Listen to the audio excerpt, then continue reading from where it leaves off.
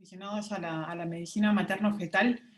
Les había dicho ya durante algunas publicaciones que puse en mi página que habíamos hecho se nos había ocurrido la idea de hacer esto de un ateneo en medicina materno-fetal, un grupo, un equipo sobre revisiones, actualizaciones y temas bastante interesantes de medicina materno-fetal, que a raíz de la pandemia nos perdimos un montón porque habían charlas que estaba dando presencial en mi casa, pero de pronto se perdió porque la pandemia nos separó a todas. Pero bueno, ahora que venimos con fuerza en lo de el Mater Fetal Project, que ya arranca desde el 2021, no queríamos dejar de lado la parte académica. Así es que hoy es el inicio de este Ateneo de Medicina Materno-Fetal, orientado principalmente a la parte académica. Ya en un futuro probablemente estaremos elaborando cursos y más cosas, pero queremos en estos meses que vienen irnos presentando, mostrando los temas que sean interesantes, y por allí, si alguno de ustedes tiene la sugerencia de algún tema a tratar por interno, nos dice sin ningún problema. Bueno, ya me conocen, soy Adelita Ijar, y el día de hoy vamos a arrancar este ateneo con bombos y platillos. Voy a presentar a la doctora Elvira Cienfuegos Rojas. Ella es ginecobstetra, ha hecho la especialidad de ginecología y obstetricia por la Universidad de San Marcos en el Hospital Nacional Docente Madre Niño San Bartolomé. Actualmente está trabajando en el Instituto Nacional Materno Perinatal. Como moderadora a la doctora Nitza Butrica Ferré, también ginecobstetra, especialista en ginecología y obstetricia, que ha hecho su especialidad también por San Marcos en el Hospital Nacional San Bartolomé. Entonces, el tema de hoy es como un introductorio a lo que probablemente sigamos tratando más adelante.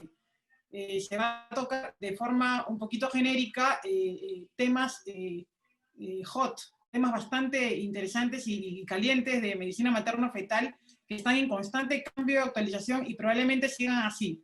Pero al momento esta revisión que he hecho sobre esos temas están bastante interesantes, y el impacto que tiene la madre como medio en que se desencadenen patologías a futuro en el ser humano durante esa etapa intrauterina, que es la más importante del ser humano. En la etapa intraútero la etapa intraútero ayuda a que se exprese a futuro más del 50% de las patologías que tenemos en la adultez, incluidos los problemas de salud mental. En los estados maternos que tenga la madre durante el embarazo, durante esas 40 semanas, influyen definitivamente en trastornos que a la larga puede que no los veamos en esas 40 semanas, pero sí en trastornos funcionales y en trastornos de la salud mental incluso. Entonces hay que darle el valor, el peso que tiene esas 40 semanas, y qué mejor que la medicina materno-fetal como especialidad. Actualmente no la tenemos en Perú como tal, pero hay chance de hacer el fellow en otros países, presencial, semipresencial. Ahora lo tenemos más cerca, en Brasil, en Colombia. Y bueno, y mientras aquí todavía no esté, digamos que avalado por una universidad, los que hemos hecho la subespecialidad no hacemos más que transmitirla a todos los que estén interesados en ese tema para que se interesen realmente, porque es muchísimo más que solamente ginecología, es profundizar muchísimo más sobre estos temas obstétricos. Sí, sí, Elvira, ya se ve. Ya, sí, perfecto. Ahora sí. Bien, bueno, ya la doctora Adelita Ijar me presentó. Soy la doctora Elvira Cienfuegos, parte de este hermoso equipo de Mater Fetal Project, que arranca en enero del 2021, ya no falta nada, con la bendición de Dios. Y bueno, estamos empezando esta rutina de se puede decir, capacitación y de estar siempre actualizados con respecto a lo que es medicina materno-fetal, ¿no? Medicina y cirugía materno-fetal. Específicamente, lo que voy a hablar ahora son 4 temas pues, que aún han entrado bastante en controversia, generan bastante controversia, y los considero también muy importantes. evidentemente, al igual que muchos otros temas, pero son temas que a mí me apasionan y en realidad siempre me ha gustado revisar. Entonces, el título de esta exposición es Los grandes cambios en medicina materno-fetal basada en la actual evidencia. ¿Cómo ha repercutido esta en los diversos resultados materno-perinatales, que en realidad es lo más importante? ¿Qué es lo que pasa con el bebé? ¿Qué es lo que pasa con la mamá al fin de cuentas? He colocado esta imagen que me parece muy buena, es una publicación de este año, si no me equivoco, es del mes de octubre, en el American Journal.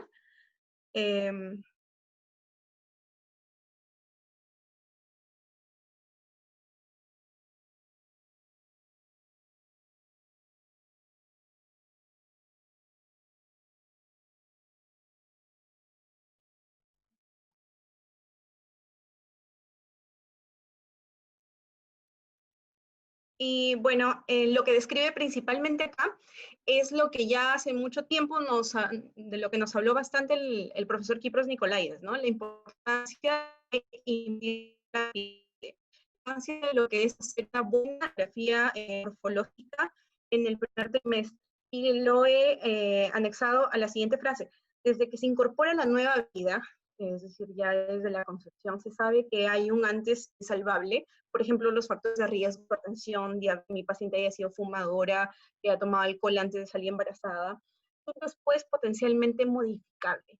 ¿Qué ha hecho la medicina basada en la evidencia para dar parte de nuestro día a día como gineco-obstetras? Bueno, el índice de esta exposición son principalmente 4 temas: las curvas de labor de parto, la curva de Friedman, la curva de Sang y las personalizadas de las cuales también se habla actualmente. Sobre el segundo punto, cervicometría transvaginal universal, la cual yo apoyo ciegamente, y el uso de progesterona, sea progesterona como progesterona, el clorurato 17 hidroxiprogesterona, ¿no? El punto 3, tabla de crecimiento fetal estándar o customizadas. Y el punto 4, hablar un poquito de lo que es el intento del parto vaginal en cesáreas anteriores y el resultado final, que es el parto vaginal en cesáreas anteriores, ¿no?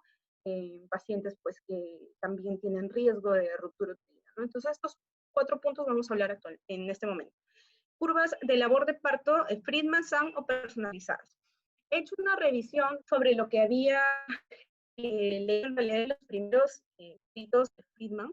Y bueno, tenemos que en su primer trabajo, él utilizó a 100 primípares, 29 de los cuales terminaron en un parto espontáneo, 68 necesitaron lo que es un parto instrumentado, el uso de forceps, que era bastante frecuente en la antigüedad. Uno de estos partos, pues se puede decir, sesgó el estudio, siendo un parto podálico. Hubo una cesárea también por arresto de progreso y un gemelar con primer feto cefálico que necesitó del forceps para poder salir, ¿no? Entonces, en realidad la curva de Friedman, pues en este estudio hay bastantes conclusiones muy interesantes, pero sabemos que lo ideal, lo actualmente utilizado en la curva de Friedman, es que sea un bebé único, un bebé cefálico, y por ejemplo, con esto del bebé gemelar, el embarazo gemelar, del embarazo podálico, pues se sesga un poco el estudio. Pero bueno, es uno de los primeros, así que hay que considerarlo, ¿no? Quizás en su momento no se dieron cuenta, y porque obviamente no había la tecnología como por ejemplo la ecografía obstétrica actualmente está en bastante auge, entonces quizás no se dieron cuenta de que era un podálico o un gemelar. Pero bueno, en fin de cuentas. La eficacia era, la idea era ver la eficacia de graficar la dilatación cervical y también de esta basada en el tiempo como método de análisis gráfico del trabajo de parto. Se ilustran también las famosas características sigmoideas o las curvas sigmoideas famosas también en lo que es nuestra curva de trabajo de parto actual, ¿no? La que siempre utilizamos en realidad. Y se obtienen pues en primíparas a término principalmente. La primera etapa del parto se divide en 4 fases en función de alteraciones gráficas observadas, que ya vamos a describir posteriormente. La inercia primaria, o se puede decir que se queda en un 4-4 o un 6-6, y secundarias se redefinen en términos de desviación de lo normal. Se indica la aplicación de este método al estudio de los efectos, por ejemplo, de la sedación, de la estimulación del trabajo de parto, con lo que utilizamos anteriormente se llamaba pitocina, bueno, actualmente la conocemos como oxitocina, la anestesia, la analgesia de parto, ¿no? Sobre el curso de trabajo de parto. Entonces, definitivamente, estos van a alterar el curso, ¿no? Y se destaca el valor de este método para el estudio de trabajos individuales en el progreso. Posteriormente, pues lo que se hizo un año después, este estudio el anterior que describí es 1954, un año después se hizo en 1955 el estudio de 500 pacientes primigrávidas o primíparas que tenían edades entre 13 y 42 años. Recordando que la edad es un factor muy importante también para ver cómo va a progresar mi paciente. Entonces, se conoció un límite máximo de lo que es la fase latente de aproximadamente 20 horas, 20.6, y lo que es la fase activa de 11.7 horas, ¿no? En cuanto a las características de este grupo de pacientes, de 500 pacientes, 202 terminaron en partos espontáneos, es decir, no necesitaron de estimulación, no necesitaron de instrumentación, 275 con forceps, 14 fueron podálicos. Nuevamente ahí tenemos quizás un error importante y lo recalco porque en realidad lo describe el paper. 9 terminaron en cesáreas y fueron los gemelos que se consideraron dentro del estudio. Se consideró una velocidad máxima y mínima de dilatación en la fase activa de 6.8 centímetros por hora y una velocidad mínima de 1.2 centímetros por hora, que actualmente también lo utilizamos, ¿no? Y arriba tenemos pues la famosa curva, donde tenemos la fase latente, y luego tenemos la fase activa con la aceleración, la fase de desaceleración, la meseta, llegando hasta la expulsión.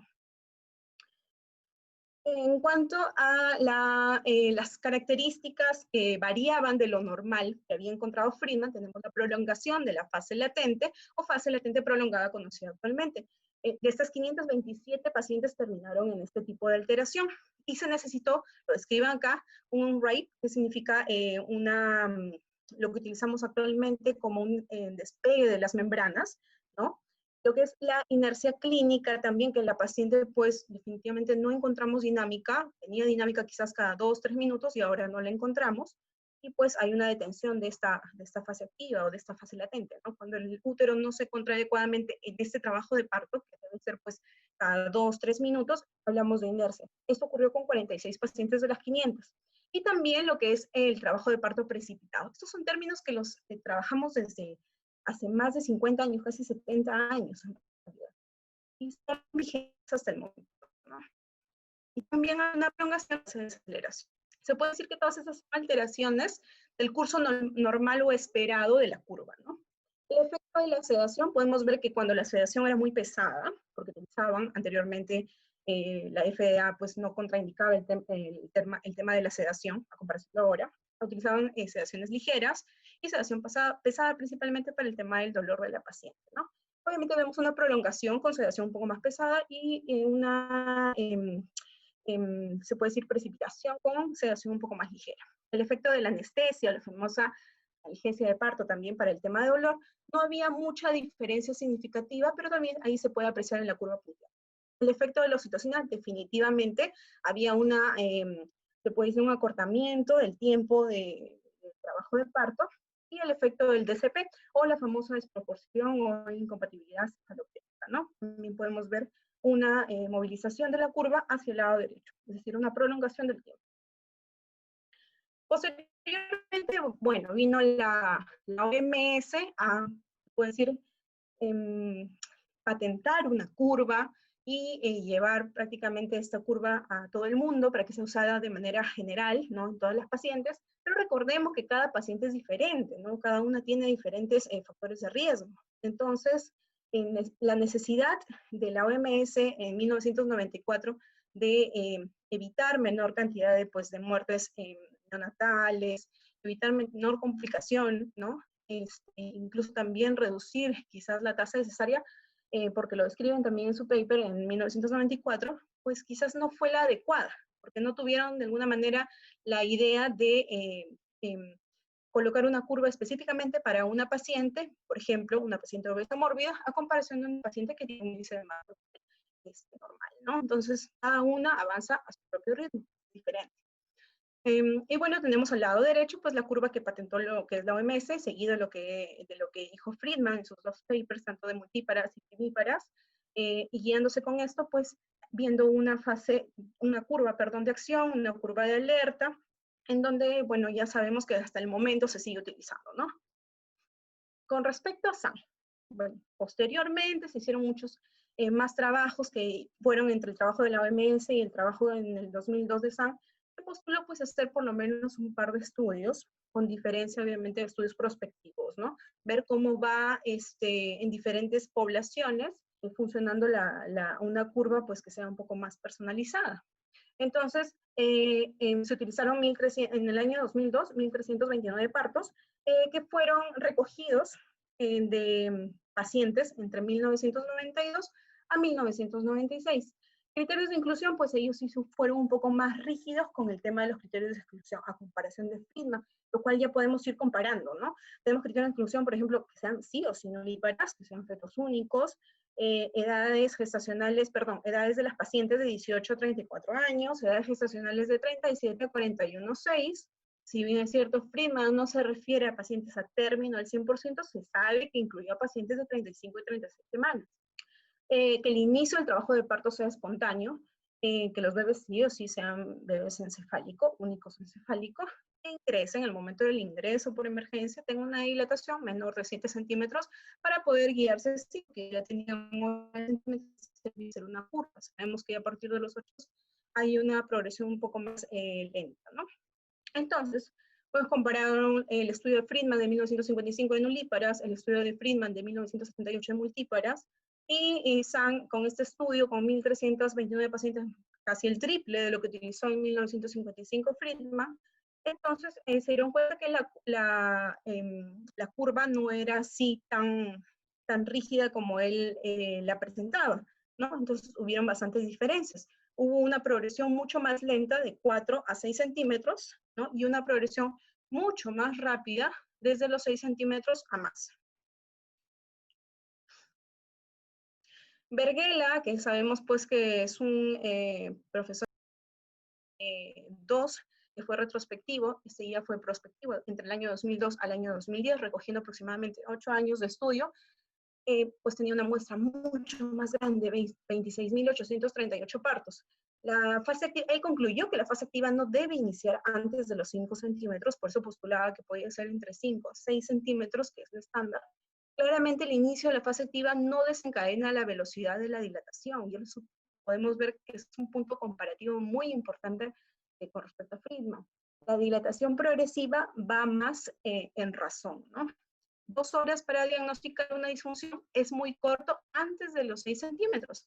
Por eso que 4 a 5 a veces apuramos el trabajo de parto e iniciamos con lo que es el despegue de membranas, ruptura de membranas, la miorrexis, y bueno, posteriormente utilizamos lo que es la acentuación o la estimulación del trabajo de parto con oxitocina. Ellos dicen que no, que 2 horas en realidad es muy corto el tiempo para poder decir que mi paciente no ha progresado. En realidad tenemos que esperar mucho más tiempo. Y 4 horas luego de los 6 centímetros también es muy extenso. ¿En qué concluyó esto? Que a partir de los 6 centímetros sí se recomendaría hacer una evaluación un poco más continua, como por ejemplo cada 2 horas, ¿no? Sang en el 2010 también, bueno, hizo esta publicación en el Instituto Nacional de Salud, en donde también tenía una muestra bastante grande, 62.415 pacientes, el lugar también fue multicéntrico, 19 hospitales, y pues en esto concluyó lo que actualmente ya conocemos y quizás la mayoría de nosotros hemos revisado, que de 4 a 5 centímetros, pues mi paciente demora aproximadamente 6 horas, era la media, y de 5 a 6 centímetros, 3 horas. O sea, estamos hablando aproximadamente 9 horas. Por eso se consideraría, antes de 6 centímetros, un trabajo de parte aún en fase latente, entre comillas, ¿no? Luego de 6 centímetros, la velocidad de dilatación aumentaba hasta el expulsivo, por ejemplo. Y había un punto también importante, si la paciente utilizaba analgesia de parto o no utilizaba analgesia de parto, que obviamente el tiempo de expulsivo iba a ser diferente. Entonces, bueno, había una gran diferencia entre lo que había dicho la OMS, respaldada por lo de Friedman, y lo que realmente decía Sang. Ya no había una línea de acción, ya no había una línea de alerta, en realidad dependía de cada médico, la evaluación tenía que ser antes de los 6 centímetros, cada 4 horas idealmente, y después de los 6 centímetros cada 2. Hay muchas revisiones comparativas, esta publicación pues también del American Journal, en donde revisan los cambios que han ocurrido en los últimos 50 años, desde 1954 con Friedman, hasta la actualidad pues con... Y LABS, pues que es el estudio de progresión de labor de parto, comparó, en realidad hay 2 labs, comparar lo que es el estudio de la OMS, el partograma de la OMS con el estudio de SAM, y raramente no ha encontrado ninguna diferencia significativa en la frecuencia del uso, pues de una cesárea de emergencia en unidades obstétricas asignadas para adherirse a lo que es un partograma.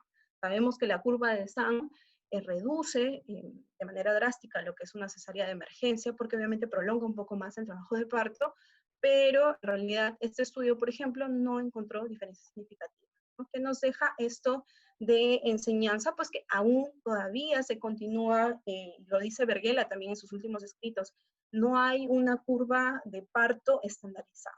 En realidad, incluso debería ser personalizada. Sabemos que en pacientes obesas, a comparación de pacientes con índice de masa corporal, difiere bastante. Pacientes que han sido inducidas en trabajo de parto, e incluso según la inducción, si han sido inducidas, por ejemplo, con sonda,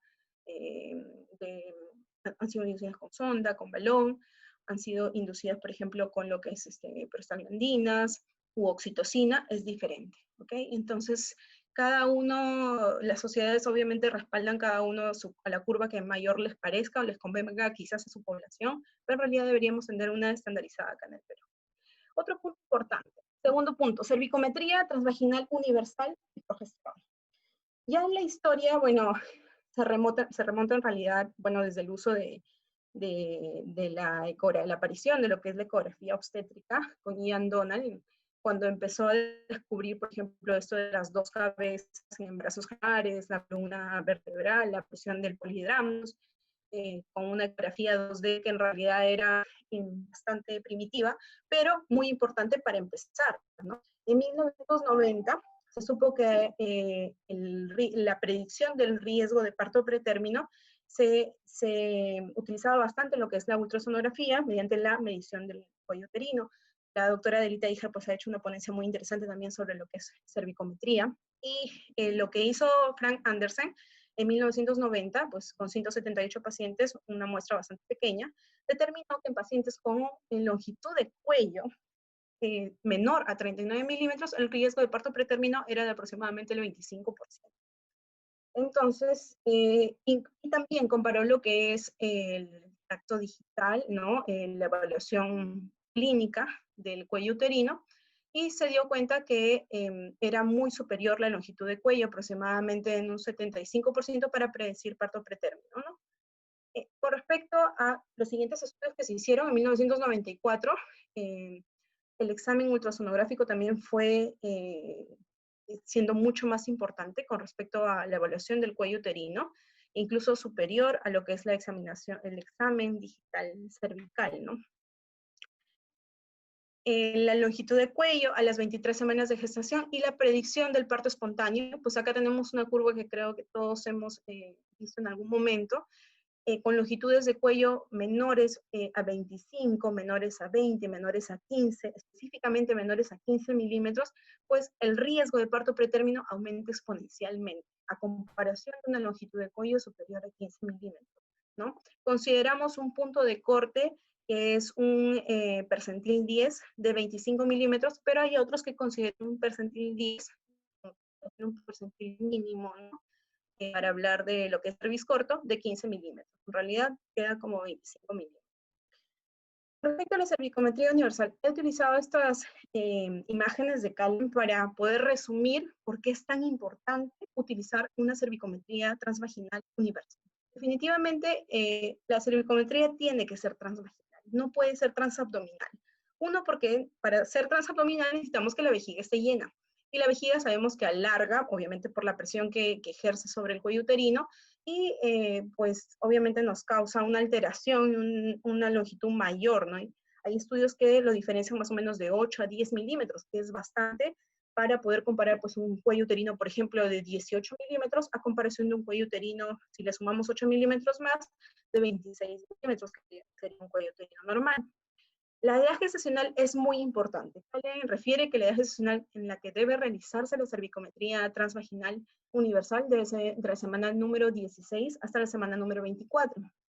Considerando que antes de las 20 semanas, si encontramos un cervix corto, es decir, menos de 25 milímetros, hay bastante riesgo de que ocurra un parto pretérmino mucho mayor, 5 o 6 veces mayor, a comparación de si lo encontramos, por ejemplo, en la semana número 22 o 24.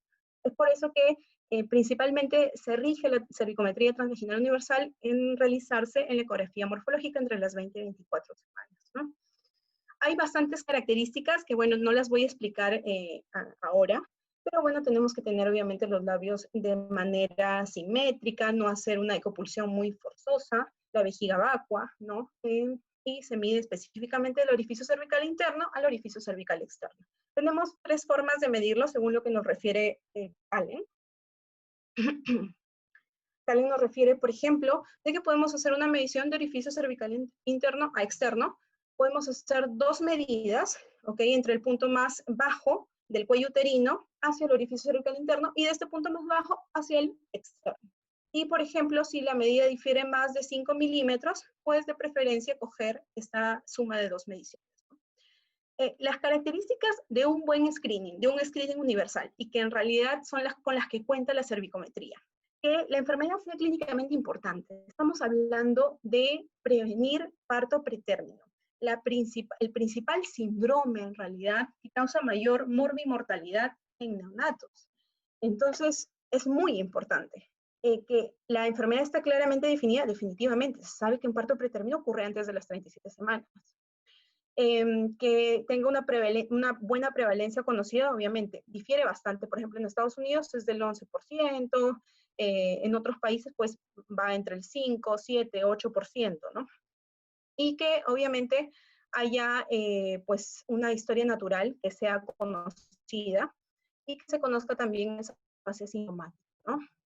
El screening tiene que ser una técnica bien descrita, la Fetal Medicine Foundation, tenemos bastante información con respecto, que prácticamente coinciden entre todas las guías, que la cervicometría tiene un estándar de cómo realizarse, que no debe de durar una medición de cuello uterino menos de 3 minutos. Muchas veces, por el apuro, a veces lo hacemos en 1 minuto y en realidad no lo estamos haciendo adecuadamente, porque recordemos que el cuello uterino tiene también contracciones, ¿no? Y puede haber algún cambio. Y mientras pues hagamos 2, 3, 4 medidas, utilizar la medida menor. Bueno, que sea reproducible, que sea válido. En realidad, la cervicometría es costo efectivo. En realidad, solamente necesitamos el consentimiento de la paciente para poder realizarla. Así que yo creo, y no sé si mis compañeras coinciden en lo mismo, que la cervicometría transvaginal debe ser universal. Con respecto a la evaluación, como les decía, transabdominal, pues en realidad hay bastante sesgo. Por ejemplo, tenemos un cuello acá de 41 milímetros por ecografía transabdominal. Vemos la vejiga llena acá, lamentablemente. Esta ecografía transvaginal muy bonita, ¿no? Del transductor incidiendo exactamente en el labio superior del cuello uterino, con una cervicometría de 33 milímetros, bastante diferencia, ¿no? Y justamente eso es lo que dicen ellos. Dicen que hay una sobreestimación en realidad de la longitud de cuello de 8 milímetros. Y hubo un infradiagnóstico con respecto a cervix corto de un 57%, bastante. Bueno, esta publicación es, creo, una publicación que muchos de nosotros hemos leído. Es la famosa curva de cómo, conforme se va reduciendo la longitud del cuello uterino, va aumentando la probabilidad de parto pretérmino. 2 puntos importantes y que no debemos olvidar. ¿Cuánto mide el cuello uterino? Entre las 16 y 24 semanas, 18 y 24, dependiendo del momento en que quieran realizarlo. Y obviamente, posterior a eso, si hay una medición de cuello uterino de manera seriada, tenemos que considerar la edad gestacional donde se detecte el cuello corto, ¿ok? Mucho más en pacientes asintomáticas.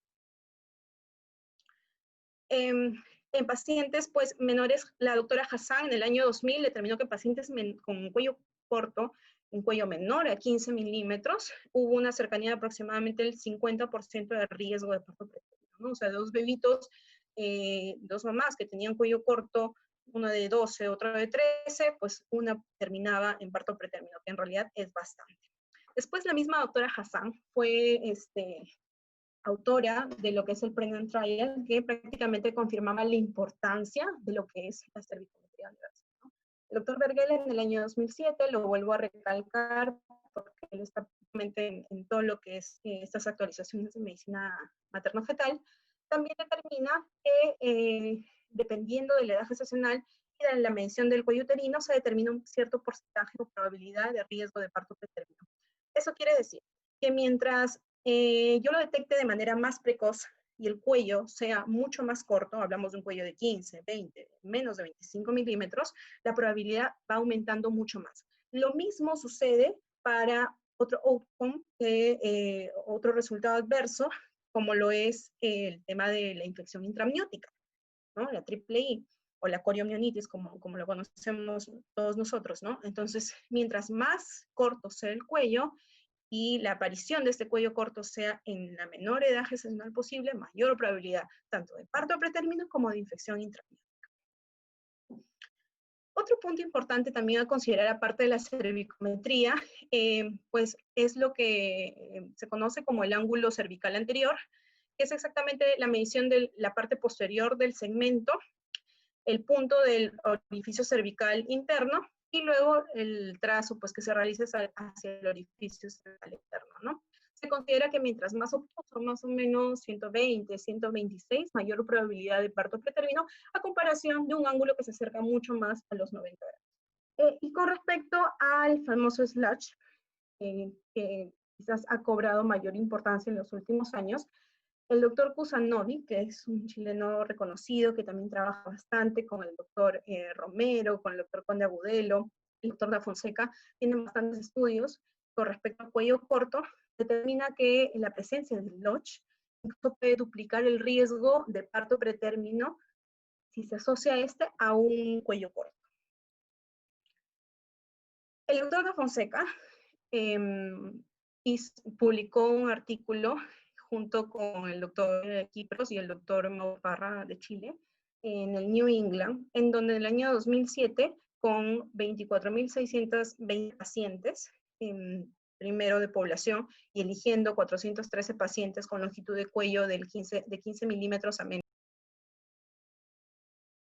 25 milímetros vaginal diario, entre las 24, perdón, acá hay una corrección, hasta las 36 semanas, es decir, el protocolo estándar, ¿no? Encontramos una paciente con cervix corto, menos de 25 milímetros, embarazo único, recalcando esto porque no voy a hablar de embarazo gemelar, aún todavía hay un poco de controversia, pues le damos progesterona micronizada entre la semana número 24 hasta la semana número 37.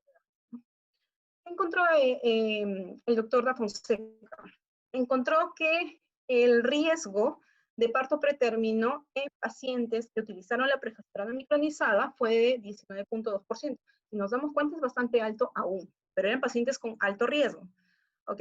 Y a comparación del grupo de placebo, pues que fue aproximadamente casi un poco menos del doble, 34%, ¿no? Entonces vemos que hay un impacto. Esta tabla quisiera que la memoricen todos, en realidad me parece muy importante. La he robado del doctor Kusanovic, de una de sus ponencias que también me pareció muy buena, pero en realidad resume bastante las intervenciones en medicina materno-fetal. ¿Qué pasa con el sulfato de magnesio para prevenir la eclampsia? ¿Cuánto es el número necesario de tratar? Tenemos el número necesario de tratar es de 100 para prevenir un caso de eclampsia con sulfato de magnesio. Para prevenir un caso de parálisis cerebral infantil, 52. Es la mitad prácticamente, pero igual sigue siendo alto para prevenir un caso. Con respecto a la aspirina, dosis 100, 150, la dosis tope, si desean, tenemos la probabilidad, el número necesario de tratar de 72 para prevenir un caso de eclampsia precoz, ¿no? De aparición precoz.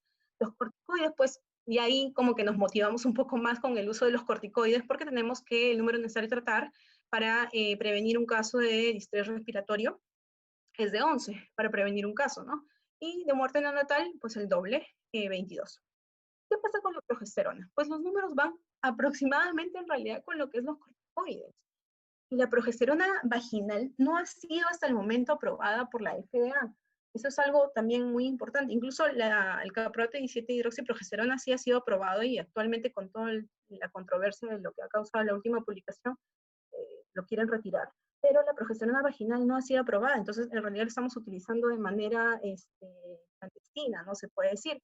Para prevenir parto pretérmino antes de las 33 semanas, el número necesario de tratar es 14. Y para prevenir en síndrome de estrés respiratorio, que es la complicación en el recién nacido, pues es de 22, ¿no? Son números que creo que debemos de grabar en nuestra cabeza siempre.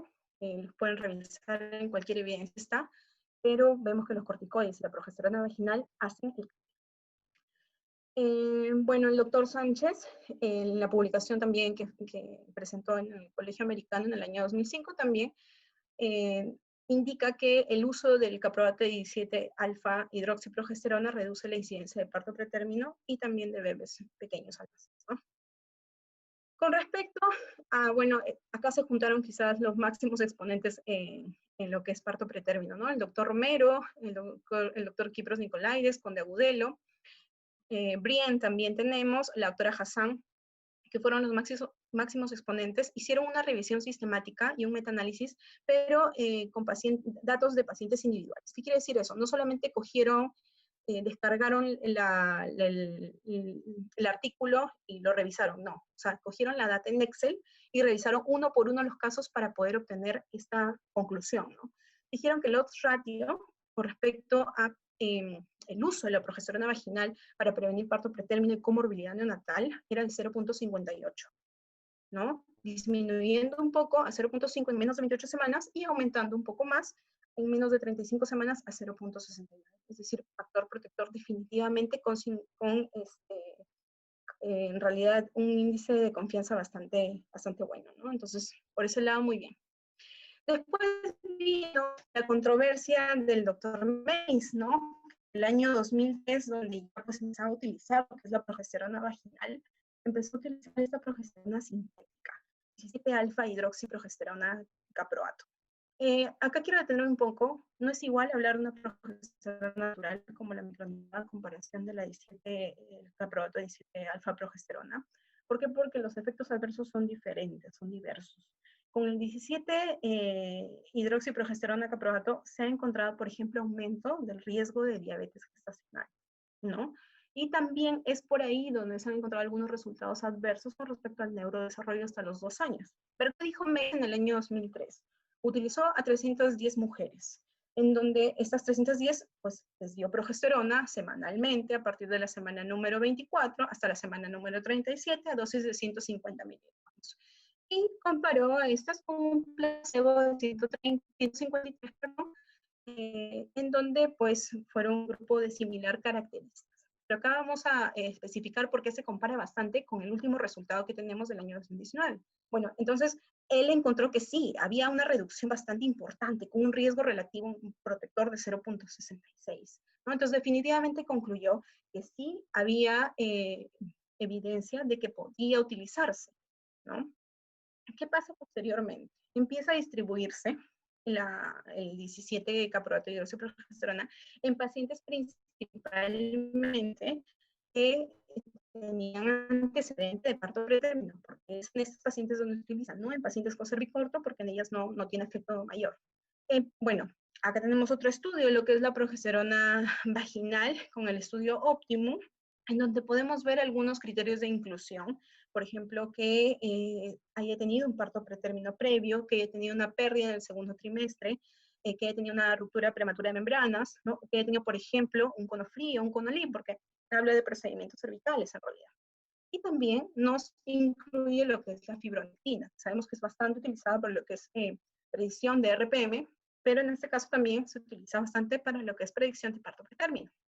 Ahora, sabemos que en nuestra población, por ejemplo, no podríamos utilizar el estudio óptimo porque es que existiera una fibronectina, utilizar este test de fibronectina, entonces no convendría bastante utilizarlo.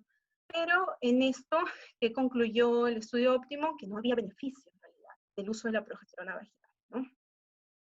Juntándose nuevamente los expertos, Romero, Nicolaides, Conde Agudelo, La Fonseca, la doctora Hassan, nuevamente para respaldar el uso de la progesterona vaginal, incluyeron los datos del estudio Optimum, pero dijeron pues, que sus datos eran muy sesgados, porque no eran en realidad pacientes con embarazos únicos, que no habían tenido mayor problema con cerviz corto, porque había tenido un procedimiento. Pacientes con cerviz corto que habían tenido un parto pretérmino pues a las 22, 23 semanas. Entonces, cuando la data que ellos tenían ya del estudio previo que les había presentado con el estudio óptimo, se dieron cuenta que nuevamente era beneficiosa. En conclusión, sigue siendo beneficiosa con un riesgo relativo antes de las 33 semanas de 0.62.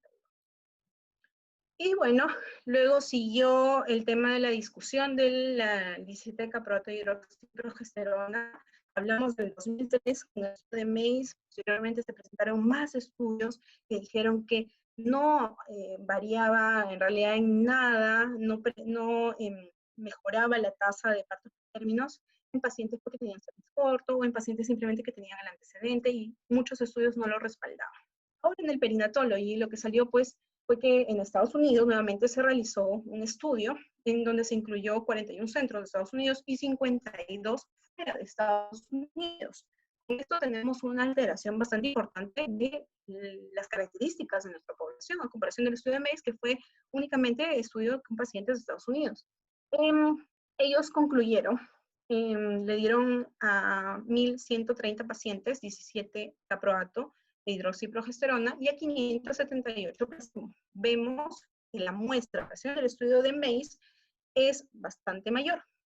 Encontraron un riesgo relativo de 0.95, pero que en realidad no era significativo. Les daban a las pacientes lo mismo que les dieron en el estudio de Mace y encontraron esto. ¿Qué pasó entonces con la FDA, con la OMS? ¿Qué pasó con la Sociedad de Medicina Materno-Fetal? El Colegio Americano, que respaldaban el uso de 17 caproato, pues sacaron un anuncio y dijeron que hay que tener en consideración muchos puntos, y los comparo acá específicamente. Se den cuenta que en realidad cada pequeña cosa, como siempre me menciona la doctora Adelita Ijar, hay que cogerla con pinzas y hay que estudiarla. Se utilizó en el grupo de la progesterona, el grupo de placebo, prácticamente lo mismo, como pueden ver, pero las poblaciones eran diferentes. La incidencia de el parto pretérmino era distinto. Tenemos, por ejemplo, que la incidencia antes de las 35 semanas en el grupo de progesterona del estudio de Mace del año 2003 era de 36%, a comparación del 23% que era en el estudio del año pasado. Y en el grupo de placebo 54, a comparación de más de la mitad, en realidad, que era en el grupo de prolo. Y si comparamos pues una por una las características, vemos que distan bastante también. Por ejemplo, en cuanto al grupo de los no hispanos, los grupos de hispanos, la cantidad de pacientes es diferente. Entonces, lo que salió a decir la Sociedad de Medicina Materno-Fetal, hay que coger con pinzas los resultados. ¿Por qué?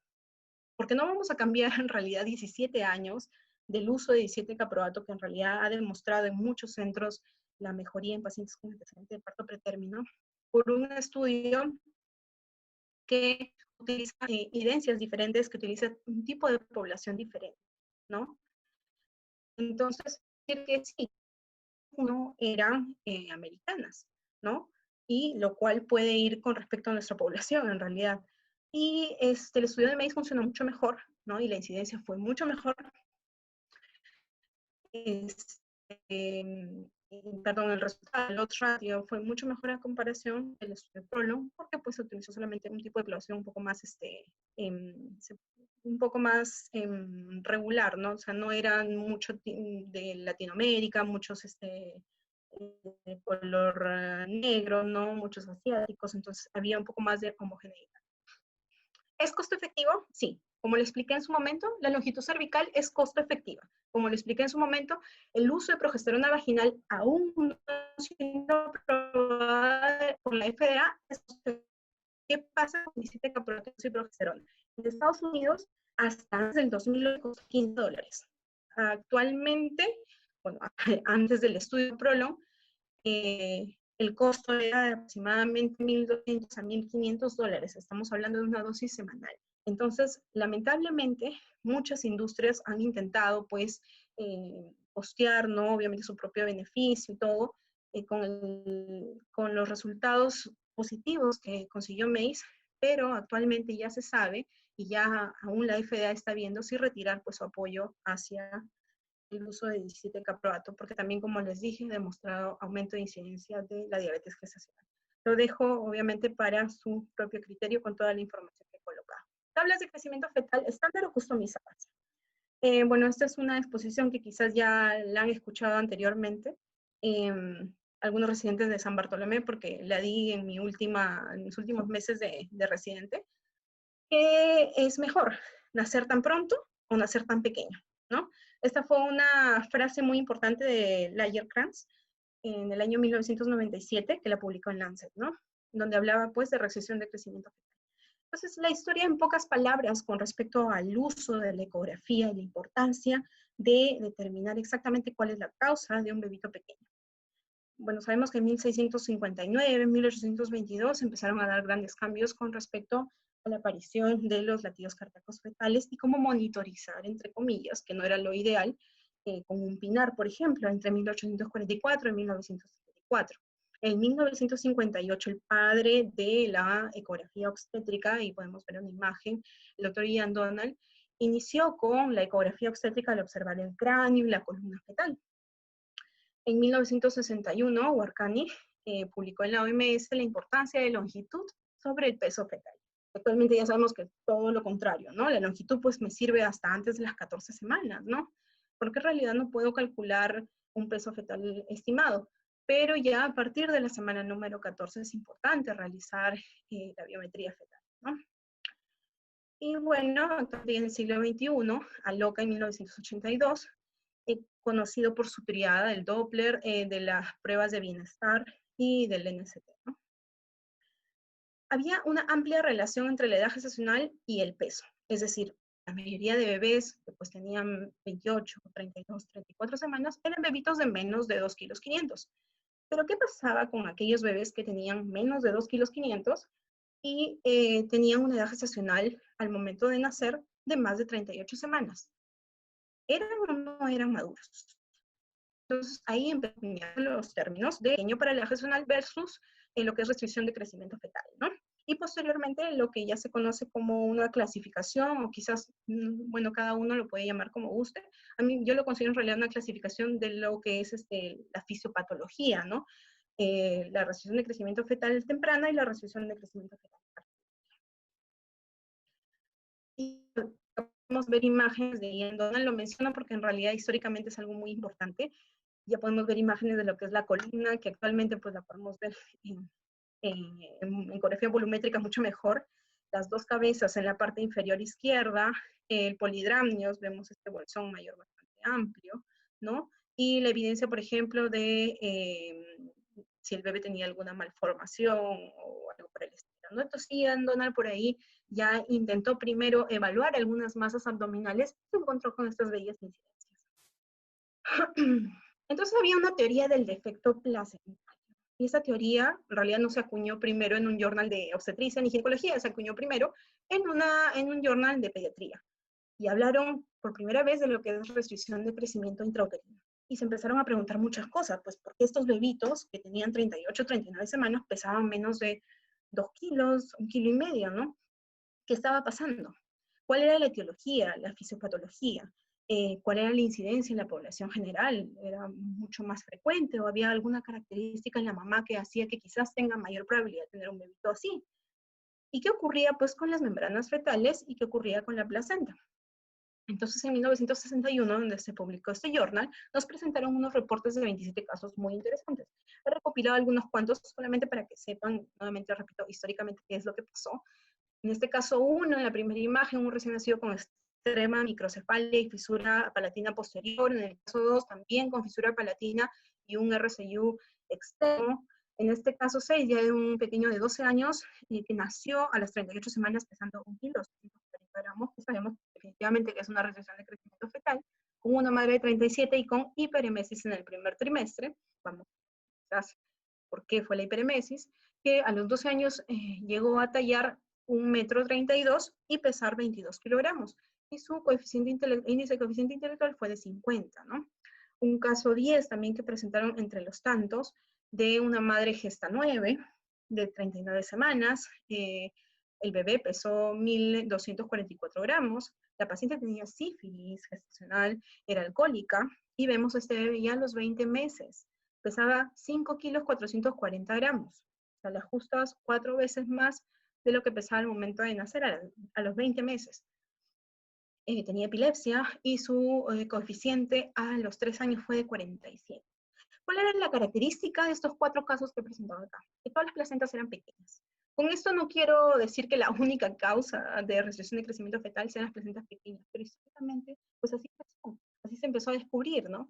¿Cuál era el problema?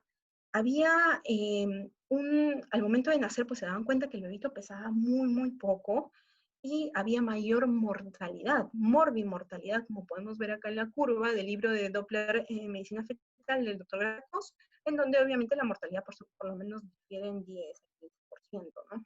A comparación de bebitos que no tenían recesión de crecimiento fetal. El impacto, principalmente en el estudio RECODE, que fue el estudio pues, que clasificó las causas diferentes de lo que es el óbito fetal, se encontró de que una de las causas muy importantes era la restricción de crecimiento fetal. De 100 niños que se habían obitado, ¿no? Que habían presentado este óbito fetal, 49, prácticamente la mitad, eran bebés con restricción de crecimiento fetal, independientemente de la causa. Pues quizás un bebé mal formado, quizás por causas placentarias, preeclampsia, alguna otra malformación asociada, ¿no? Y lo consideraron como muerte inexplicable, ¿no? Porque todavía en realidad no sabían la causa. Entre el 2005 y 2010 todavía se estaba investigando, ¿no? Pero la mortalidad definitivamente era alta. Entonces, se empezaron a determinar lo que son las curvas de percentiles para estimar exactamente el riesgo. Entonces, para nosotros determinar los percentiles debemos conocer tres cosas importantísimas. Una medida específica, que es el peso, la edad gestacional de la paciente, porque no podemos hablar de percentiles sin edad gestacional, y una muestra apropiada. Y es ahí donde viene un poco la controversia. ¿Qué curva es mejor que otra? Para determinar el número de desviación estándar entre el valor de medición y su esperado o percentil 50, ¿no? Que es el medio, ¿no? Curva que se tiene. Y bueno, tenemos obviamente según la edad gestacional, idealmente tenemos que ver el crecimiento a partir de la semana número 20, otros consideran a partir de la semana número 24. La mayoría de curvas pues sí son, incluso la curva de Intergrow, hay unas curvas de algunos parámetros de la biometría fetal que son a partir de las 16, 17 semanas, entonces sí se podría considerar a partir de eso para ver cómo va la velocidad de crecimiento. Entonces, esto justificó la creación de modelos para poder predecir el peso fetal. Rosavik en 1984 habló de los 4 puntos importantísimos que ya conocemos, que son parte de la fórmula de Hadlock: diámetro biparietal, circunferencia cefálica, circunferencia abdominal y longitud de fémur. Y bueno, obviamente otros parámetros también que midió. Entonces, habló sobre un punto de inicio y potencial de crecimiento. Vemos que desde que aparece el esbozo embrionario, que es más o menos a las 6 semanas, ya va obviamente habiendo un crecimiento, un desarrollo. A partir de las 7, 8 semanas, pues todo lo que es el desarrollo neurológico es muy importante, pero hablamos específicamente de lo que es el peso. Y a partir de las 6 semanas que se detecta mediante ecografía transvaginal este esbozo embrionario, pues hay que hacerle un seguimiento. Si bien es cierto, no es continuo, pero ver cómo va la velocidad de crecimiento. Por eso que existen las ecografías subsecuentes, ¿no? Y bueno, en el tercer trimestre se determinó lo que es la desviación, exactamente de lo que es más porcentaje de desviación para lo que es macrosomía y menos porcentaje de desviación para lo que es restricción de crecimiento fetal. Y el índice de realización del potencial de crecimiento, el famoso potencial de crecimiento. También si era positivo, hablamos, si era muy positivo, hablamos de macrosomía, y muy negativo, hablamos de restricción de crecimiento. Conceptos importantes que hay que tener en cuenta. ¿Qué es un bebé pequeño para la edad gestacional y qué es la restricción de crecimiento fetal? Cuando hablamos de restricción de crecimiento fetal, hablamos del feto específicamente, con un peso inferior al percentil 10. Ojo, esto es lo que dice el Colegio Americano. Hay algunos que consideran incluso importante lo que es la medición de el índice de pulsatividad de la arteria umbilical. Entonces, esto lo he considerado según lo que dice el Colegio Americano. Y un pequeño para la gestacional son recién nacidos con peso inferior al percentil 10, pero ya cuando nace. ¿Okay? Acá tenemos diversas definiciones. Algunos, por ejemplo, Bachat en el año 2007 consideró lo que es una circunferencia abdominal pequeña, que sabemos que es el parámetro dentro de los 4 parámetros de la biometría fetal que más altera el peso, perdón, cuando se altera mínimamente, ¿no? Y lo que es un índice de pulsatividad por encima del percentil 95, que es un índice elevado de la arteria umbilical, que nos indica que hay una resistencia pulsatoria, ¿no? Y hay diferentes estudios también, según las diferentes guías, Colegio Americano, la Royal College, el estudio Porto, el TRAFL, que indican pues que no solamente es importante ver lo que es el percentil de crecimiento, sino también hacer el estudio Doppler de la arteria umbilical principalmente. Y pues la ISUOG también respalda definitivamente eso, ¿no? La ISUOG, el Colegio Americano, respaldan que también debe hacerse el estudio de la arteria umbilical como mínimo.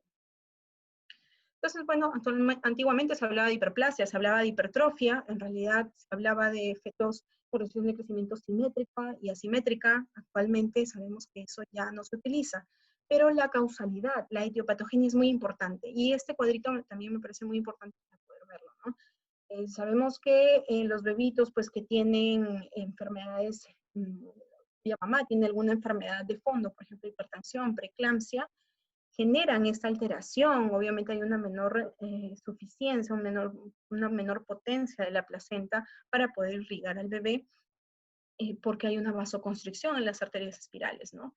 Entonces, esto viene desde ya de la alteración que ocurre al momento de que se genera, pues, la preeclampsia, que se genera la diabetes gestacional, y esto suma bastante a la disminución de la luz en la arteria uterina, ¿no? Es por eso que cada parte de la flujometría Doppler es muy importante de evaluar. Entonces, entre las causas, pues tenemos la causa sea materna, específicamente, quizás una nutrición deficiente, trastornos de alimentación en la paciente, una constitución pequeña, una ganancia deficiente de peso. En el feto, las malformaciones, la restricción de crecimiento fetal en bebés malformados, ¿no? Como sabemos, pues hay una infinidad de malformaciones que pueden causar restricción de crecimiento: cardiopatía, hernia diafragmática, onfalocelia, gastrosquisis, anencefalia, ¿no? Y con respecto a la placenta, normalidades tanto de la placenta como del cordón. Mosaicismo placentario, que es una enfermedad muy poco estudiada y muy poco hablada quizás, pero también que hay que mencionarla: el DPP, la inserción velamentosa, placenta acre, ¿no? Entonces esto disminuye la cantidad de flujo que va a llegar hacia el bebé, y obviamente va a causar todo lo que es la raíz de flujo, ¿no? Entre algunos parámetros importantes: infección, fármacos y teratógenos, enfermedades médicas maternas, como les había mencionado, que son previos a la concepción, y anormalidades genéticas o embarazos múltiples, ¿no? Son más o menos del 5 al 20%. Las mismas causas las tenemos al lado derecho, ¿no? Esto es acá del Colegio Americano. Y bueno, hay obviamente una restricción de flujo en la arteria uterina que conlleva lo que es la quimiotaxis, este acortamiento de la luz en la arteria uterina y en las arterias espirales, y el flujo obviamente va a disminuir. Si el flujo disminuye, va a llegar menor cantidad de sangre hacia el feto, y obviamente este va a priorizar, pues, órganos muy importantes como lo son riñón, corazón y cerebro, ¿no? Y es por eso que viene con esto la alteración del índice de pulsatilidad de la arteria cerebral media, que tenemos que es patológica si es por debajo del percentil 5. Y posterior a eso, pues, tenemos ya el regreso de la sangre mediante lo que es las arterias umbilicales. Y bueno, cuando hay una restricción de la salida de sangre, obviamente va a haber una restricción para la entrada de esta. Entonces, si hay una restricción en la entrada de esta, puede incluso ocasionar regurgitación de la sangre desde la placenta hacia atrás, hacia la arteria umbilical, y eso es lo que ocasiona la famosa diástole inversa o diástole ausente en la arteria umbilical. Este mapa me pareció muy importante, lo sacó también de la American Journal. Es un esquema de lo que ocurre desde la primera, segunda fase de lo que es la placentación, entre las 20 semanas y los bebés a término, en diferentes formas, ¿no? Viéndolo desde el punto de vista de un aborto, desde el punto de vista de un bebé con restricción de crecimiento fetal, más preeclampsia, un bebé con una mamá con preeclampsia y embarazo normal. Obviamente sabemos que el trofasto invasivo endovascular realmente se sobreestimula bastante con este proceso inflamatorio que ocurre en las arteriolas. Entonces genera obviamente esta vasoconstricción y va a generar las posteriores complicaciones. En definitiva, el peor escenario en el que nos podemos encontrar es la restricción de crecimiento fetal más la preeclampsia, porque ahí obviamente la sangre va a llegar en mucho menor cantidad hacia el bebé. Entonces, ¿qué es lo que ocurre? Hay una conversión de estas células, las células endoteliales, y degeneran a músculo, ¿no? Hay vasos de baja resistencia y alta capacitancia. El flujo sanguíneo normal se intercambia feto-placenta. Entonces, hay una alta secreción de quimiosina, como les dije, hay natural killer, macrófagos, estos generan apoptosis. Entonces, apoptosis va a generar por la quimiotaxis, porque obviamente van a haber células dentro de la luz, estrechez de luz vascular.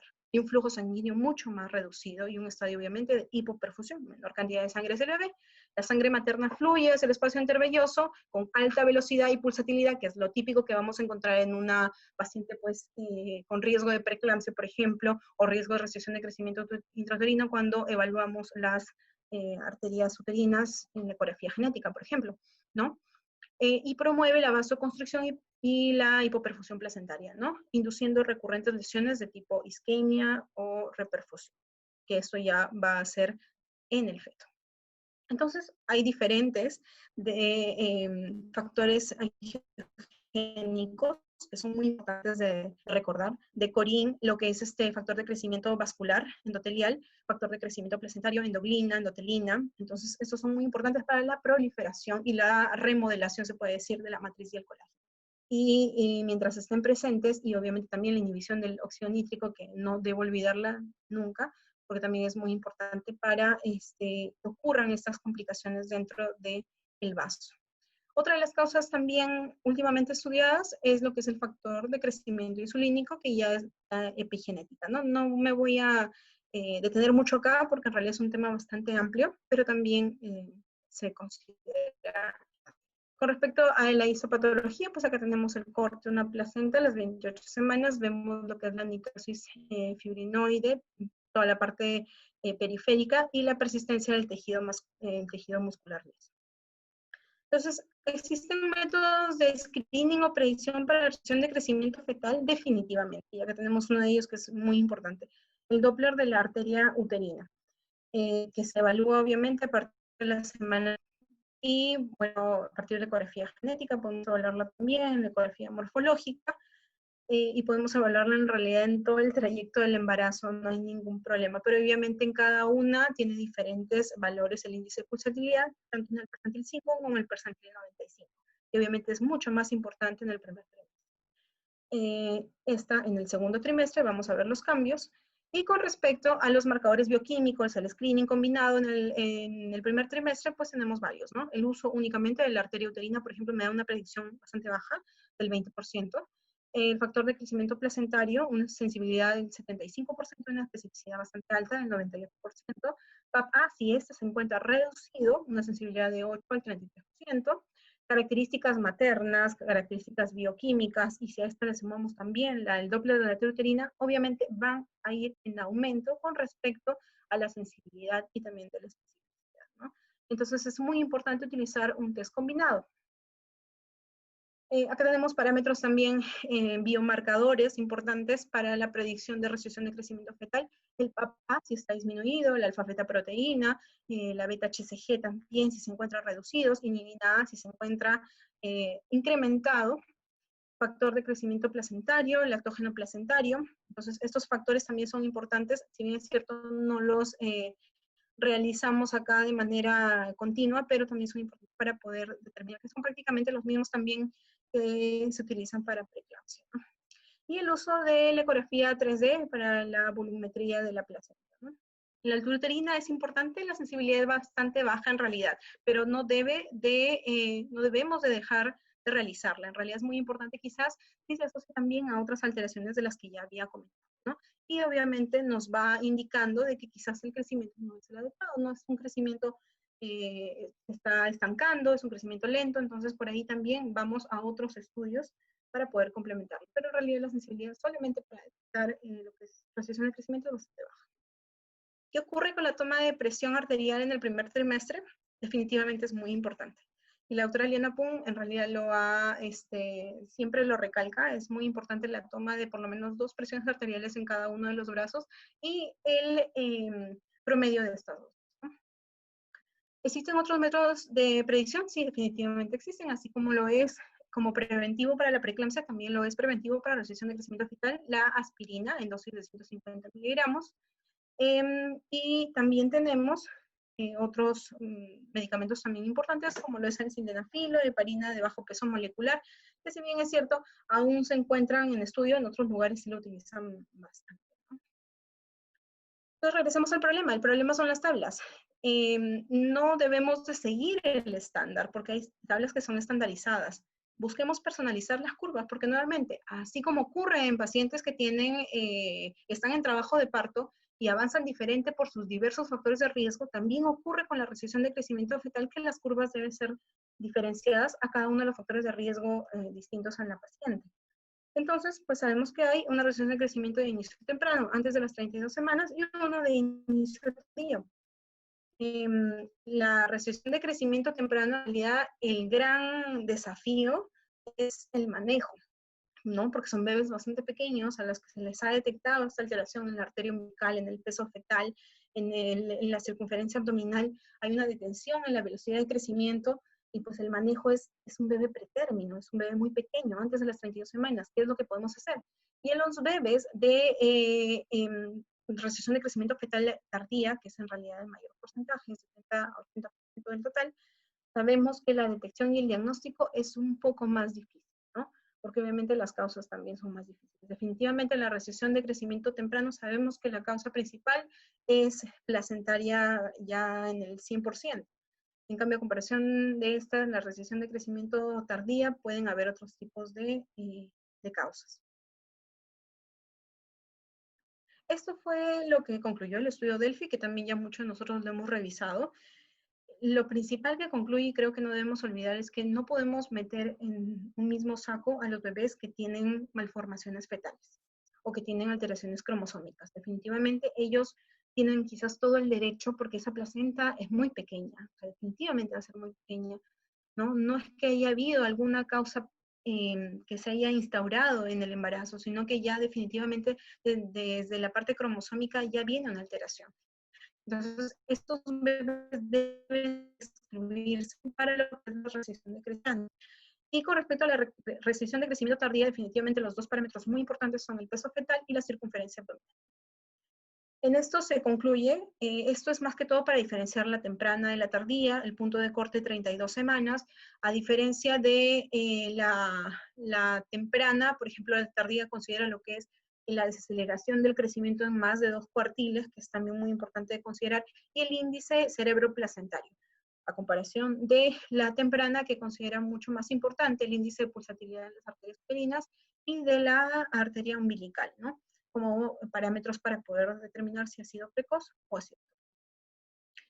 Entonces, otra de las grandes preguntas es, ¿puede presentarse la recesión de crecimiento fetal en un bebé con crecimiento normal? Agarramos nuestra tabla, agarramos la edad gestacional, sabemos que exactamente este bebé está en un percentil pues 15, en un percentil 20, pero pues hay alteraciones quizás en el índice cerebroplacentario. Puede que este bebé haya sido afectado anteriormente, entonces, y en su momento se ha recuperado, pero aún hay esta alteración hemodinámica que se refleja en el Doppler. Entonces sí hay que considerar mucho más si estamos frente a unos bebés que están, por ejemplo, en el percentil casi límite, 11, 12, 15, incluso hasta el 19, 20, ¿no? Me atrevería a decir que hay que considerarlo bastante y hay que hacer un seguimiento también continuo, ¿no? Esto es lo importante de la medicina materno-fetal también. El estudio Trafford, ¿no? Que determinó, pues, si el bebé tenía que nacer antes de las 32 semanas o nacer después de las 32 semanas y la alta mortalidad que se consideraba si nacía antes de las 32 semanas. Considerando así, por ejemplo, un ducto venoso reverso o un trazado cardiotocográfico electrónico alterado también, o un perfil biofísico alterado, ¿no? Que se consideraron como los 3 parámetros importantes para el estudio de estos bebitos antes de las 32 semanas que tenían recesión de crecimiento fetal. Entonces, ¿qué hacer? La pregunta nació en el Trafford, ¿qué hacer? ¿Sacarlos antes de las 32 semanas si hay una alteración de la arteria umbilical o esperar más tiempo o darles manejo expectante? Entonces, también el doctor Cruz, Fouro, y del Río en diferentes años determinaron algunas consecuencias que podían ocurrir si el bebé nacía, por ejemplo, con recesión de crecimiento fetal en las 30 semanas. Y las grandes complicaciones neurológicas, la morbilidad neurológica era mucho mayor, y esto creo que todos lo conocemos, en un bebé prematuro definitivamente lo es, pero en un bebé con recesión de crecimiento fetal lo es mucho más del 90% antes de las 29 semanas, entre el 30 o 40, entre 29 y 32 semanas, y más de 32 semanas, menos del 10%. Entonces es bastante amplio. Esta es la clasificación que hasta el momento pues, muchos de nosotros utilizamos, del doctor Gratacos y el doctor Figueras. La publicaron en el año 2014 y hasta pues, creo que bastantes lugares lo utilizan.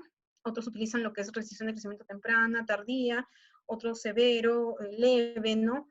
No, cada uno, la idea es hacerle seguimientos y ver cómo van progresando. Y obviamente, si es que hay una alteración bastante grave, por ejemplo, un ductus venoso reverso, una alteración en el cardiotocógrafo o desaceleraciones, definitivamente indica que está sufriendo culminar el embarazo definitivamente, porque ya se encuentra en una hipoxemia, en una acidosis instaurada, ¿no? Y es por eso que acá el doctor Figueras y el doctor Gratacos dijeron, este es el punto límite hasta donde hay que esperar para cada una de las clasificaciones. Estadio 1 puede esperarse incluso hasta las 38 semanas, ¿no? Más o menos 37, 38 semanas. Estadio definitivamente, estadio 3, 30 semanas, y estadio 4, pues ya 26 semanas. Cada uno de estos obviamente es para reducir obviamente lo que es la morbimortalidad perinatal. Entonces es con esa idea, ¿no? Debemos datar adecuadamente, eso es lo principal. Tenemos que antes de las 14 semanas utilizamos la longitud corononalga y los diferentes parámetros de la biometría, pues después de las 14 semanas, ¿no? Entre las 14 y 24, diámetro biparietal que se usaba antiguamente, y más de las 24 semanas, pues la circunferencia cefálica y la longitud de fémur, ¿no? Que los parámetros que utiliza la fórmula de Hadlock. Y posteriormente viene lo que es la biometría fetal correcta. Entonces, aquí están las famosas curvas. Hadlock en 1985, ¿qué es lo que dijo? Bueno, vamos a colocar un percentil 10 y un percentil 90 con una muestra bastante pequeña en realidad, pero lo utilizaba en pacientes estadounidenses, ¿no? 109 fetos en total, y determinó con la fórmula de Hadlock, ¿no? Diámetro biparietal, circunferencia cefálica, abdominal y longitud de fémur, que estos eran los percentiles a utilizar, ¿no? Y que prácticamente los utilizamos en la tabla hasta el momento.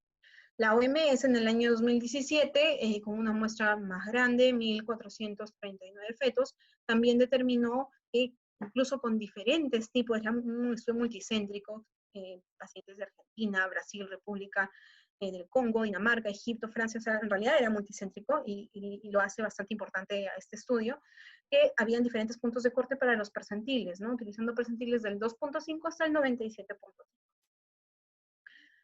Integró también 4.321 gestaciones, en donde colocaba también, según cada uno de los parámetros que utilizó Hadlock, circunferencia abdominal, cefálica, todos los que ya conocemos, un percentil 3 hasta un percentil 97, y para lo que es el peso fetal estimado, para el percentil 3 al percentil 97. El tema es que, bueno, no eran bebés en la barriguita, ¿no? Eran bebés recién nacidos, como muchas de las tablas que conocemos, ¿no?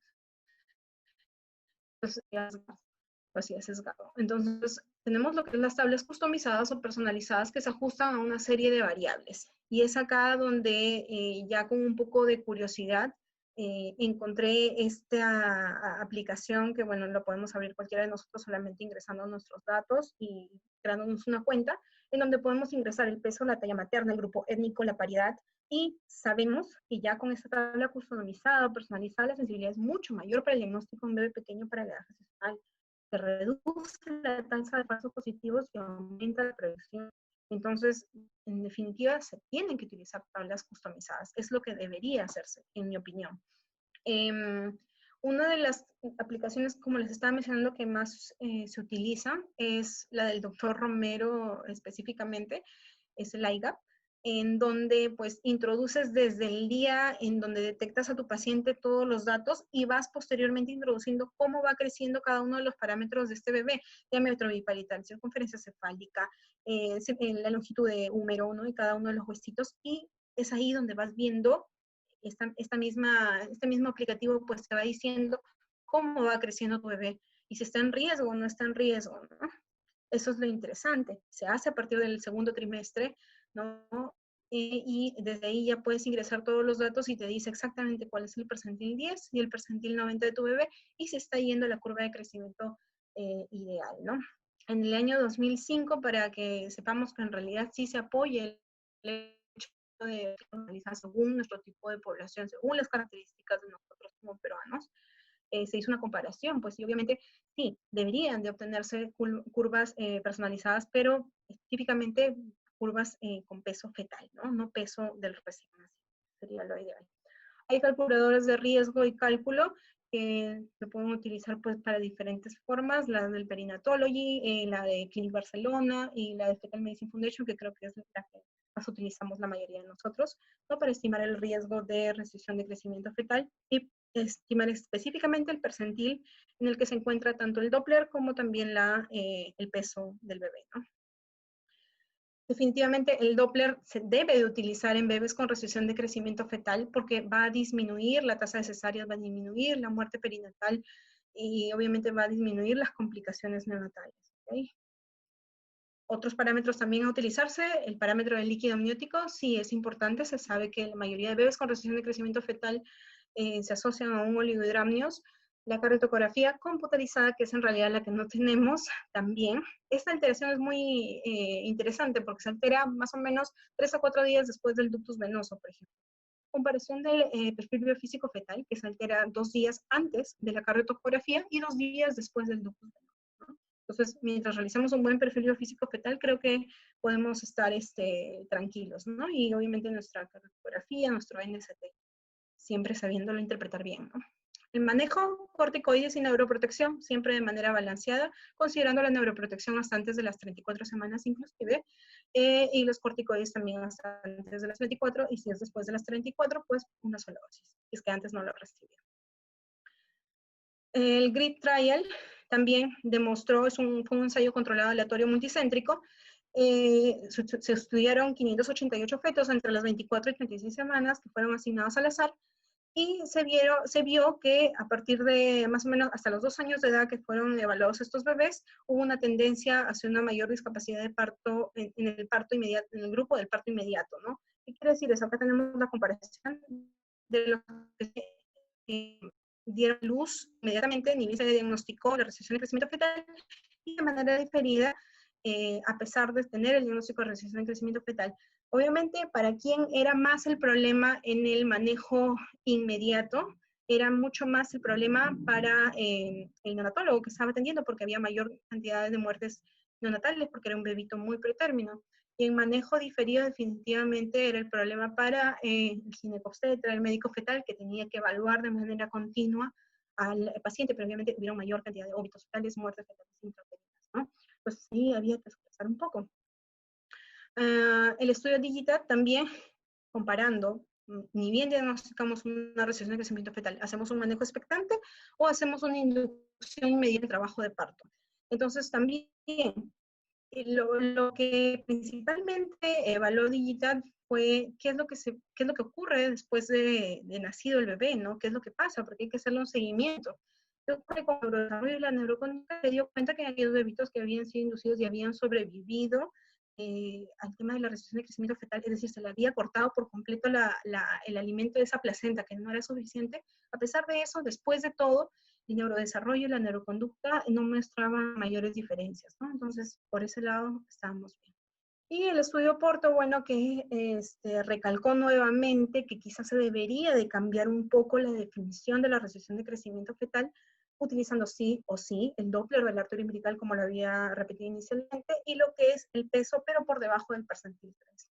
En realidad un poco controversial porque considero que el punto de corte del percentil 10 está bastante bueno, incluso podría ser un poco mayor, ¿no? Situaciones especiales, embarazos gemelares, bueno, cada uno tiene algunas curvas que utiliza de manera personal, ¿no? En realidad no hay un estándar. Sabemos que los bebitos con embarazos monocoriónicos diamnióticos crecen un poquito menos que la comparación de los dicoriónicos diamnióticos, ¿no? Y obviamente estos a comparación de los embarazos simples únicos también crecen diferente. Y los bebés también, siempre ha sido mi pregunta, los bebés con defectos de pared abdominal. Se han intentado hacer algunos estudios, pues con bastante poca muestra, de tener exactamente un percentil 10, un percentil 90, pero hasta ahora no se ha concluido nada. Sabemos que hay una diferencia abismal entre la circunferencia abdominal de un bebito sin alteración de la pared abdominal y un bebito pues con una gastroschisis, por ejemplo, ¿no? Entonces la pregunta sigue siendo, que nazcan tan pronto como sea posible o tan pequeño como sea posible. Y otro punto que quería tocar ahora, y quizás ya se esté prolongando un poquito más, pero no sé si la doctora Adelita ya tenga algunas preguntas. Si es así, podemos ir avanzando, o si no, bueno, termino esto de manera rápida. Algo que siempre me he preguntado, O sea, si bien es cierto, estamos dándole el chance bastante a lo que es el parto vaginal en cesáreas anteriores, pero tenemos un efecto, una complicación que en realidad no le estamos considerando mucho, ¿no? Yo ya no he visto muchas exposiciones sobre lo que es ruptura uterina. Yo he visto, creo, en mi experiencia tan corta como residente y como gineco, 0 casos de ruptura uterina en mi guardia, pero he visto compañeros que sí los han tenido. Entonces, en realidad, el diagnóstico de la ruptura uterina pues puede ser como fácil, como difícil, dependiendo del caso que se te presente, ¿no? Puede presentarse desaceleraciones, como que puede en menos de 15 a 18 minutos, que es el tiempo quizás recomendado para poder esperar y hacer un manejo inmediato y sacar al bebé, no presentarse ningún tipo de síntoma, ningún tipo de signo. Entonces, eso incluso lo describe la literatura. ¿Qué pasa con el TOLAC y el parto vaginal en cesáreas anteriores? Vemos que es la conclusión, es decir, ya yo intenté darle parto vaginal a mi cesárea anterior y fue un éxito. Y el TOLAC es el intento, ¿no? El TOLAC es intentar darle y ver cómo va. La tasa de éxito del TOLAC pues va entre un 70-80% según lo que describe el Colegio Americano, pero en Estados Unidos, por ejemplo, haciendo un poco de historia, entre 1970 y 2016 los partos por cesárea aumentaron del 15 al 31.9%. ¿Qué pasaba? Existían pacientes que tenían un parto previo y la típica frase era, si una vez se realizaba cesárea, siempre se debía realizar cesárea. Entonces, eso fue cambiando. Hubo un cambio dramático con esto del auge de la monitorización de trato. Ya podía yo colocarle un monitor a mi paciente para ver cómo va si presenta una alteración, entonces ya culminarla inmediatamente. Disminución del parto instrumentado, como les comentaba en diapositivas anteriores, ¿no? El TOLAC era de aproximadamente el 28%. Más o menos para el año 2006 disminuyó hasta el 8% porque se evidenció que había, al intentar darle más parto vaginal a mi cesárea anterior, había mayor cantidad de rupturas uterinas, ¿no? Entonces, ¿qué pasaba? Había que evaluar bien a estos pacientes. El TOLAC era una opción razonable para muchas mujeres con un parto previo por cesárea. Entonces, ¿qué es lo que pasaba? No se conocía exactamente con qué tenía que inducirse una cesárea anterior. La inducción, por ejemplo, era con prostaglandinas, era dosis dependiente, ¿no? Algunas pacientes colocaban pastillas, se rompía el útero. Esto ocurría en pacientes con inducción con prostaglandinas en 1.500, en 100.000 casos de pacientes que se inducían. Ocurría que, bueno, como se estaba intentando por ahí quizás la cesárea anterior 2 veces o 3 veces, quería también dar su parto vaginal y también se rompía el útero. Mujeres con cicatriz clásica o vertical baja también tuvieron un riesgo de ruptura uterina. Los casos fueron de 1.590 en 100.000. Y por ahí también a pacientes con un bicho bastante desfavorable, obesidad mórbida, o un periodo intergenésico menor de 19 meses, una histerorrafia en una sola capa, o bebitos de más de 4 kilos, también se les intentó y se conseguía que en realidad este aumento de la rotura vaya de manera exponencial, porque no se conocía exactamente qué es lo que teníamos que prevenir, ¿no? Entonces sabemos que la tasa del TOLAC era del 60, es del 60 al 80%, muy buena tasa.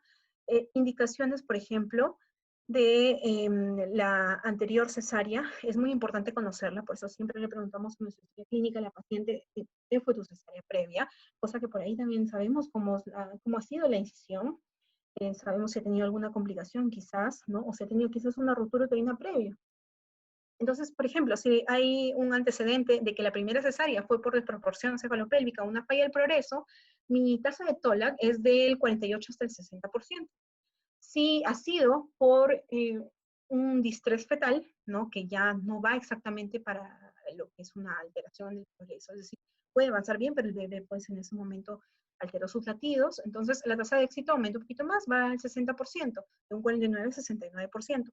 Y si por ejemplo es por mala presentación, que es lo que siempre nos han explicado o enseñado, la tasa va del 60 al 86% con un promedio de 75%. Entonces, el éxito después de la cesárea por fallo de la segunda etapa del trabajo de parto, en realidad es uno de los mejores predictores, ¿no? Hay un buen beneficio si yo sé que mi paciente ha dado un parto vaginal después de una cesárea previa, es decir, si ya en su segundo, tercer, cuarto parto vaginal, ¿no? Entonces, eso es un punto a favor de la paciente. ¿Qué pasa con pacientes que tienen más de una cesárea previa? Hay un riesgo de ruptura, ¿sí? Del 0.9 al 3.7 que se puede considerar en realidad.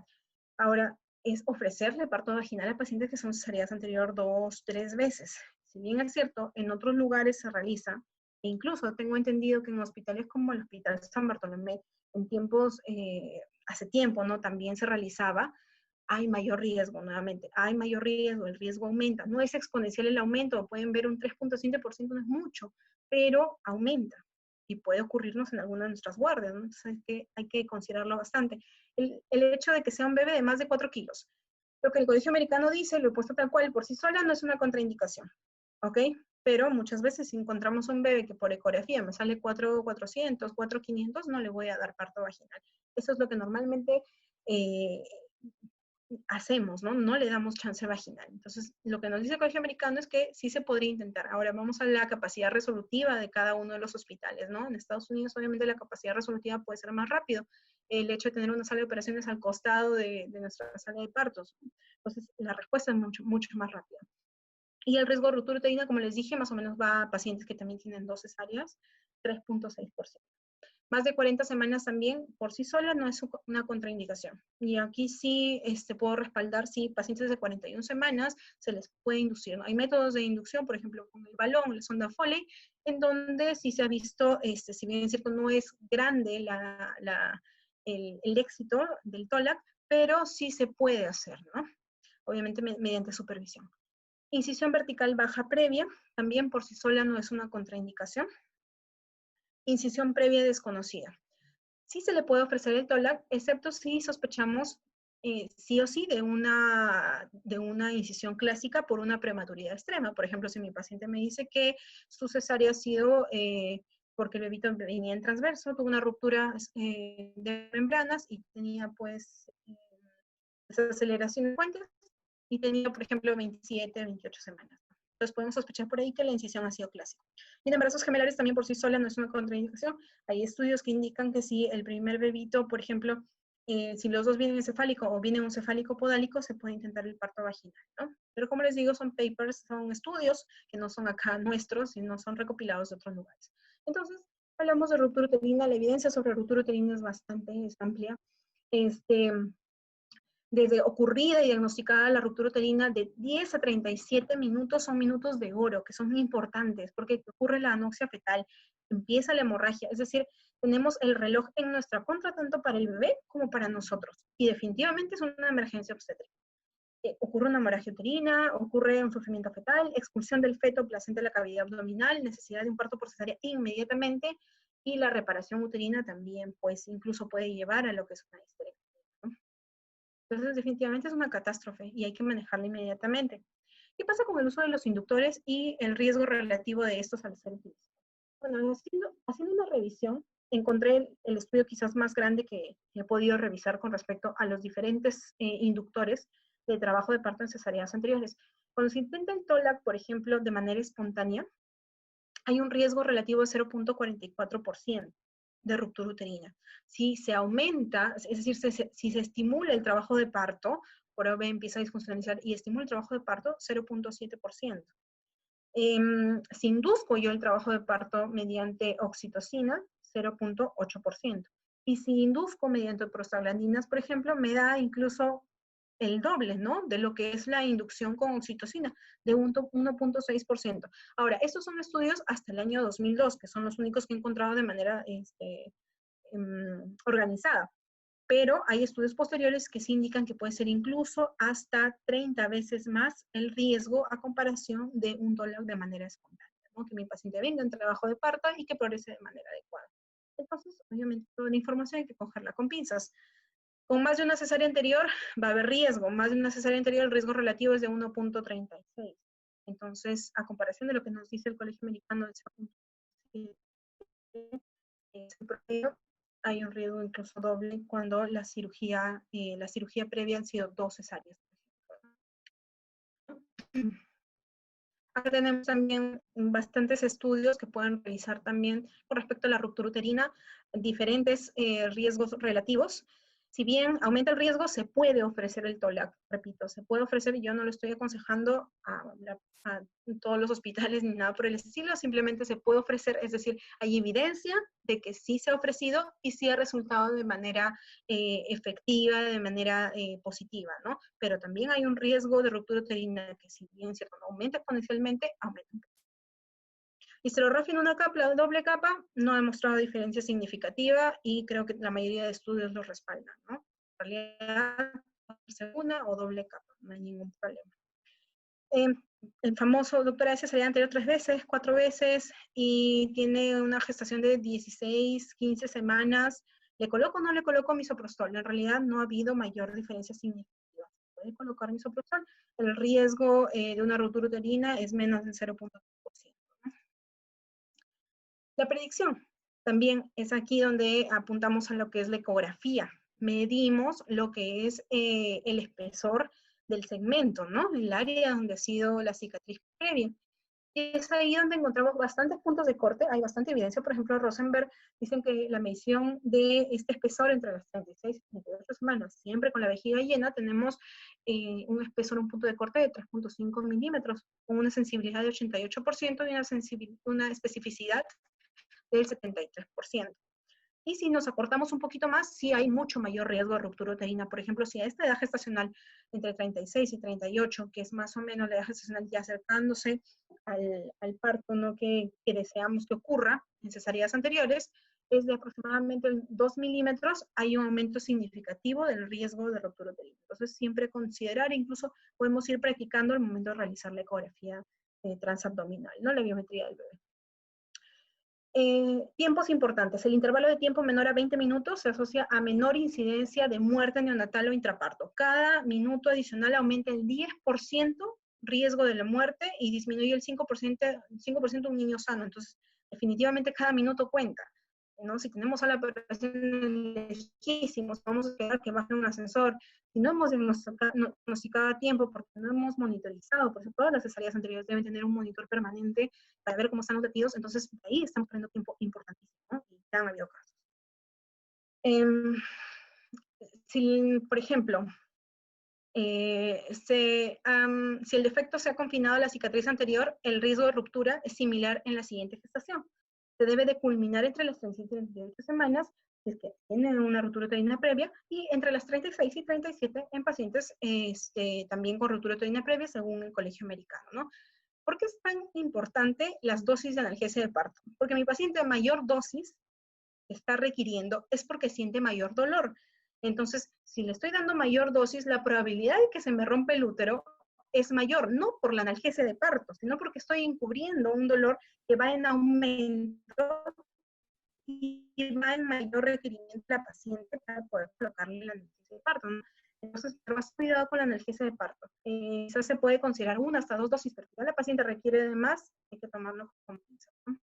Diferentes bibliografías de cómo cada uno de los factores de riesgo intervienen en un TOLAC exitoso, en un parto vaginal en cesáreas anteriores, ¿no? Entonces, es por eso que es muy importante revisar cada una de ellas y considerar a esta una emergencia obstétrica y también tenerla siempre en cuenta. Muchas gracias.